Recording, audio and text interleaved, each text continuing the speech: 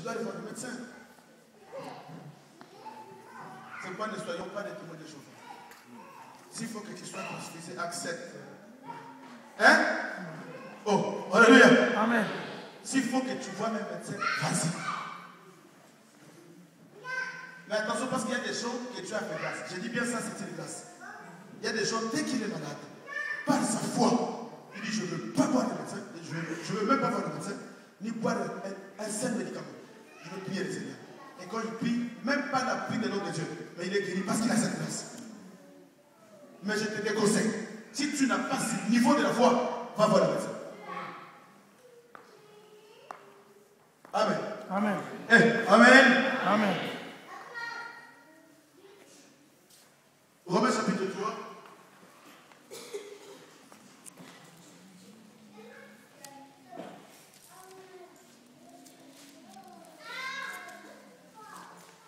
Romains chapitre 3, verset 16 à 19.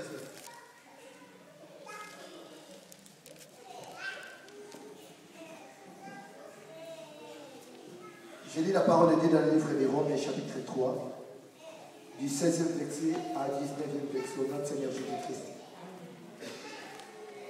La destruction et les malheurs sont sur leur route. Ils ne connaissent pas les chemins de la paix. La crainte de Dieu n'est pas devant leurs yeux.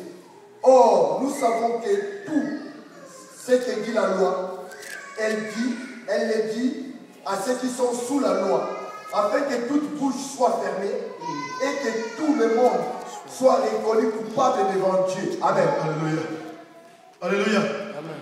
Alléluia. Suis bien ce que la Bible dit. La destruction et les malheurs sont sur leur route.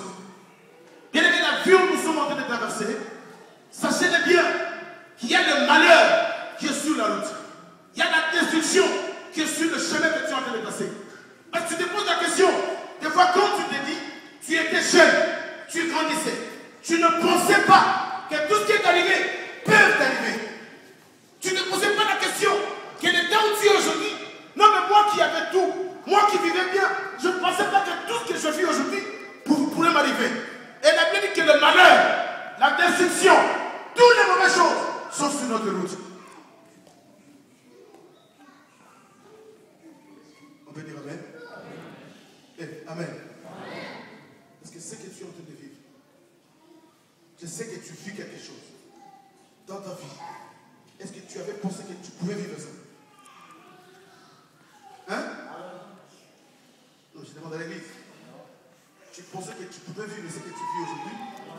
Je croyais que ta vie serait aisée. Et tout ce que je ferais réussirait. Comme la Bible dit que là où tu feras la porte de Dieu, je te donne. C'est ce que tu pensais. Mais en réalité, quand tu regardes la France, c'est comme si la France ne t'était pas donnée. Parce qu'il y a toujours des choses. Hein?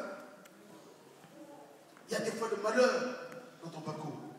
Tu n'imaginais pas. Mais il y a des choses qui t'est arrivées. Mais écoute ce que la Bible dit. Le verset 17. Ils ne connaissent pas les chemins de la paix. C'est-à-dire, tant qu'il y a la destruction, tant qu'il y a le malheur sur la route, les gens ne connaissent pas la paix de Dieu. C'est-à-dire, d'autant plus que tu as des soucis, tu n'as pas la paix. Mais il y a un doute que tu as passé, tu as cherché la paix. Tu ne pouvais même pas dormir. Il y a des choses qui passaient dans ta tête, tu te posais la question, pourquoi moi? Et jusqu'aujourd'hui, tu te demandes, pourquoi moi? Seigneur, qu'est-ce que j'ai fait? Pourquoi moi? Mais écoute, la Bible dit, la crainte de Dieu n'est pas devant leurs yeux. Pourquoi tu traverses tout ça? Parce que la crainte de Dieu n'est pas ta vie. Ta vie. Devant toi, la crainte de Dieu n'existe pas. C'est pourquoi des fois, le Seigneur nous livre à des choses horribles. Il ne faut pas critiquer tout ce qui nous passe dans la vie. Il ne faut pas dire que c'est le diable. Parce qu'il y a deux sortes de malheurs. Il y a des malheurs qui viennent de Dieu et il y a des malheurs qui viennent du diable. Quelqu'un m'entend? 19, la Bible dit, or nous savons que tout ce que dit la loi, elle le dit à ceux qui sont sous la loi.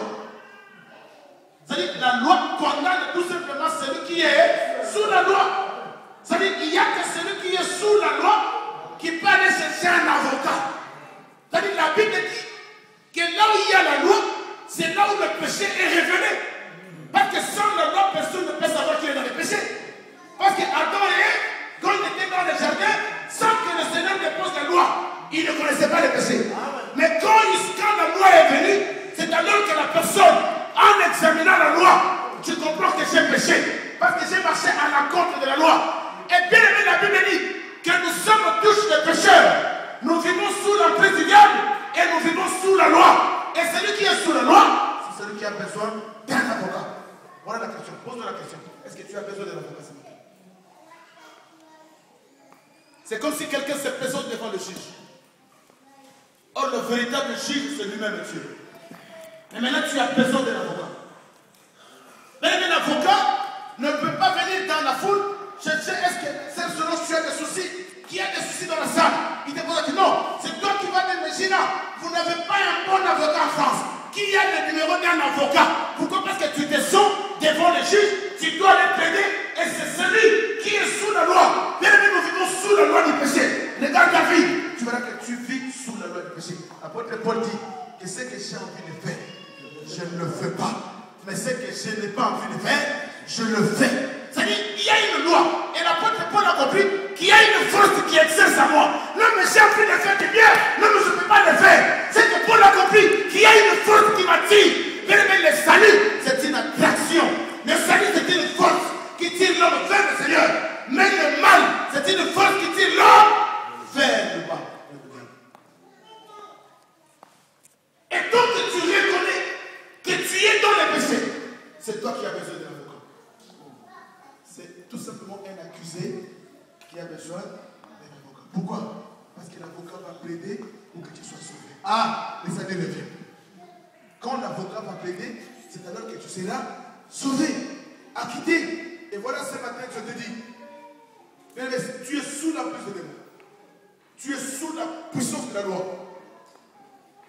Et la Bible dit que quand tu connais que je dois faire le bien et que tu ne le fais pas, c'est... Ah, là je comprends, là je crois que nous tous dans la salle nous sommes dans le péché. Parce que moi ça m'arrive des fois, je suis en voiture, je m'arrête quelque part, je vois quelqu'un qui demande de l'argent, des fois je peux aussi avoir 5 euros. Je sais que je dois donner, mais je n'ai pas cette envie. Hein? Donc c'est pas que tu ne veux pas, mais tu n'as pas envie de donner. C'est un péché. Le bien que tu sais faire, mais si tu ne le sais pas, tu pêches. Et c'est là où j'ai compris que ce matin, toute la salle, nous avons besoin d'un avocat. Il y a un avocat qui doit plaider parce que nous sommes sous la loi. Et c'est celui qui est sous la loi qui doit aller chercher un avocat. Voilà, je te pose la question. Bien aimé, est-ce que tu as besoin d'un avocat? Tu as des soucis. Alléluia. Amen. Hey, alléluia. Amen. Tu as besoin d'un avocat. Pourquoi? Parce que tu es sous la loi. Et la loi, bien aimé, la loi, sa mission, c'est de condamner. La loi ne peut jamais épargner quelqu'un. La loi condamne. Mais il n'y a que la grâce qui peut t'épargner. Et cette grâce, c'est ce qu'on appelle un avocat qui est Christ.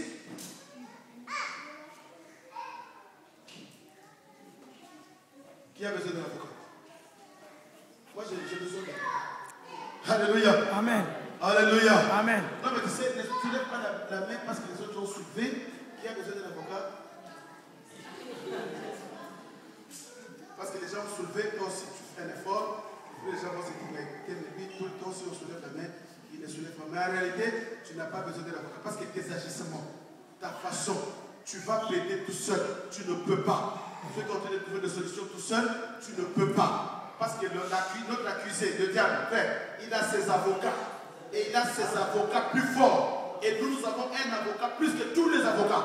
Mais si tu vas vers lui, c'est lui qui peut plaider plus que tout le monde. Amen. Et c'est lui qui a toujours raison. Amen. Alléluia. Amen. Non, mais c'est lui qui a toujours raison. Mais il faut le chercher. Moi, j'ai son numéro. Si tu veux, son numéro, c'est ce que je t'ai communiqué. Si tu le prends, tu l'appelles, il vient au secours. Amen. Alléluia. Amen. Merci. Psaume chapitre 69.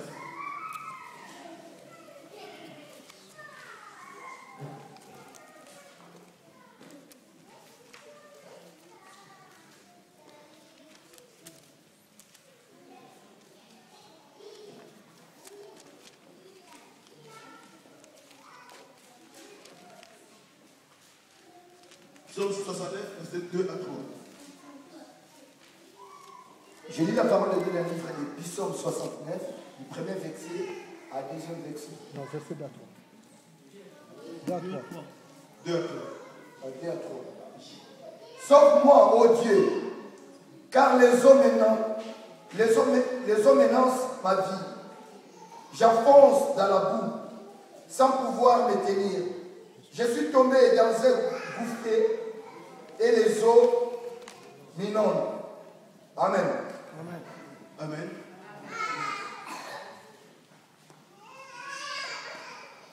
Ça, c'est David qui parle. Suis-moi bien. C'est David qui parle. David dit, attention aux enfants, s'il vous plaît. Je demande à toutes les mamans qui ont des enfants de saisir des enfants, s'il vous plaît.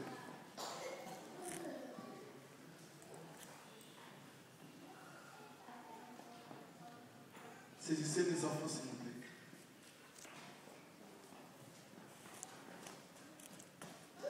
N'attendez pas que la loi tombe.